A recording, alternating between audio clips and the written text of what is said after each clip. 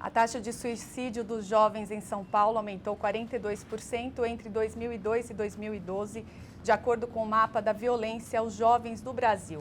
O número de suicídios de mulheres de 15 a 34 anos na capital, que representava 20% do total nessa faixa em 2010, pulou para 25% 4 anos depois. Para falar do assunto conosco no estúdio, Carlos Correia, voluntário do Centro de Valorização da Vida, o CVV, há 20 anos, né, Carlos? Tudo bem? Boa tarde para você. Por que esse aumento, principalmente entre mulheres jovens? Olha, nós constatamos que realmente esses números estão crescentes, porém é um problema que afeta toda a sociedade. O que a gente percebeu entre os jovens, tanto do sexo masculino como feminino, é que a pressão social está sendo muito grande. E essa pressão ela se manifesta tanto profissionalmente como familiarmente. Às vezes as pessoas elas têm dificuldades de ser ela mesma. E se por um lado se incentiva você, por exemplo, sair do armário, abrir abertamente um relacionamento, ao mesmo tempo o preconceito persiste nas famílias e as pessoas têm dificuldades de assumir isso dentro dos seus pares, da sua família. Isso tem prejudicado, digamos, no sentido de as pessoas fugirem, né? Aí parte para o álcool, parte para drogas e o desespero de pôr fim a esse sofrimento é que leva muitas pessoas ao caminho do suicídio. Porém, o bom é que é prevenível e é por isso que nós lutamos por essa causa da prevenção. E falar sobre esse assunto ainda é um tabu? É difícil falar sobre isso? É difícil, é difícil.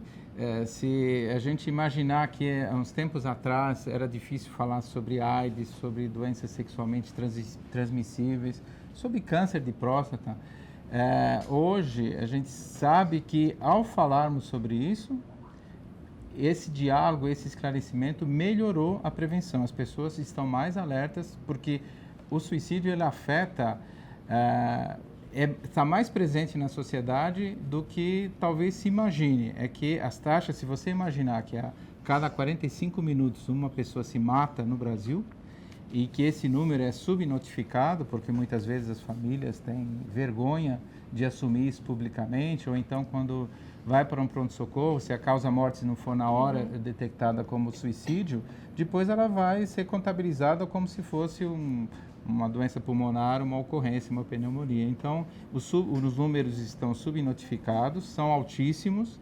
É comum a gente conversar com pessoas e numa roda um monte de gente conhece alguém que passou, que tem algum familiar, mas é um assunto que é varrido para debaixo do tapete. Pode ser prevenido e isso é muito importante. Um suicídio a cada 45 minutos aqui no Brasil. Notificados, porque tem um dado aqui da Organização Mundial de Saúde, a cada 40 segundos uma pessoa tira a própria vida no mundo. Mundialmente. É que as taxas brasileiras, em números absolutos, elas são muito altas. Números relativos, como nós temos uma população muito alta, ele fica diluído, mas em números absolutos, dado o tamanho da nossa população, ele é muito alto. E nós somos o 8º país em número de suicídios, então, assim, é muito alto e esse número está subnotificado mesmo, 45, né, a gente vê os organismos falando que está subnotificado. Isso, enfim, sendo prevenível, nós abrimos esse caminho, gostaríamos de falar sobre o assunto, trouxe até um exemplo da Prefeitura de Vitória, no Espírito Santo, que criou uma lei que abraçou a nossa ideia de instituir o Setembro Amarelo, que nós criamos o ano passado, e eles que fizeram uma lei municipal. Então, se tiver algum vereador, né, estamos na casa aqui, que tem interesse em abraçar e verificar se é factível fazer uma lei para a cidade de São Paulo, ajudaria muito na prevenção. Você está falando de uma lei de... Uma lei municipal Vitória. Que instituiu, de Vitória, da Prefeitura de Vitória, no Espírito Santo. Eles perceberam que o problema deles é muito alto, né? E eles correram atrás, abraçaram a ideia que o CVV propôs, onde no mês de setembro a gente abre mais o espaço para falar sobre o assunto, através da provocação de uma iluminação pública, faixas, debates, palestras nas escolas, falando sobre o assunto, porque para quebrar o tabu. e esse tabu só vai ser quebrado se a gente falar cada vez mais sobre ele. Então, está aqui o convite, se tiver algum vereador que tem interesse em conhecer essa lei para instituir. Você está falando de uma iniciativa que acontece lá em Vitória. Isso. O poder público, no geral, como é que ele lida com esse problema?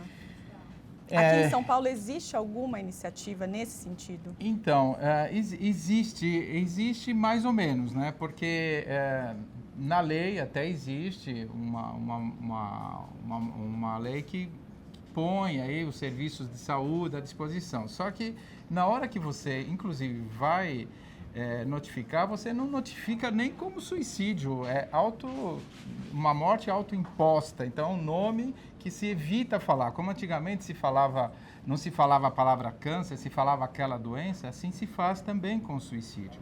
E nós temos os centros de atenção psicossocial que poderiam tratar do assunto também mais abertamente. Veja, uma população de alto risco são as pessoas que cometem suicídio, mais vulneráveis, tentam cometer, e na primeira semana, ao passar por um pronto-socorro, se não houver uma equipe multidisciplinar que lhe dê apoio e acolhimento, e não a olhe como uma intrusa que quis morrer, tirando o lugar de alguém que queria viver, mas que a acolha, e durante aquela primeira semana após, a tentativa que ela pode fazer uma nova tentativa é muito alta, o risco é muito alto. Então, precisa desse acompanhamento de uma equipe multidisciplinar.